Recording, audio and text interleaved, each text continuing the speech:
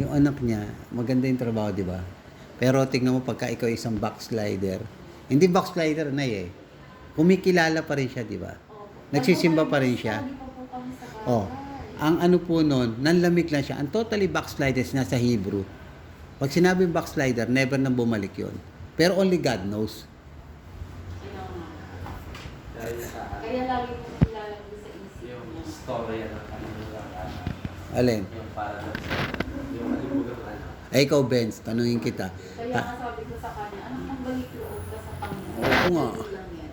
Babalik lahat ng Panginoon. Ang lahat ng nawala sa'yo. Ikaw, Benz, tanungin natin si Benz. Ikaw, Benz, halimbawa, ano ba yung gusto mong mangyari sa buhay mo?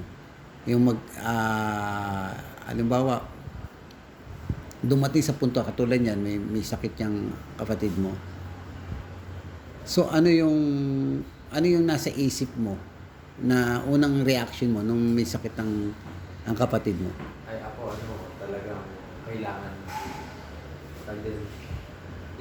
tagal babantay. Ako muna ang Oo. babantay. Pauwi ko muna si nanay. Yun yung nasa isip mo kagad nung magkasakit siya. Ano? Pero hindi ako na-question. Oo. Hindi yung namin na hindi ko pwedeng questionin kasi yun ay talagang kung mangyayari na yan eh. Kumbaga, kailangan mo lang harapin yun. Amen. Oo, Kumbaga, parang totoo. sa amin po kasi, naging mama yun na hindi ibinigay sa'yo yan nang walang rason. Okay. Ayun po yung namin. Kumbaga, kailangan mo lang harapin. Ayun.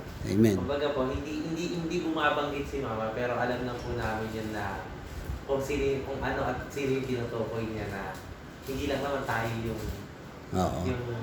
haharap niya eh. May kasama pa tayo. May Okay. ganun. Ganun yung, tama yun. Alam po ninyo, si sister. Anong pangalan ni sis? Christy po. Ha? Christy. Si Ate Christy. Tuloy po.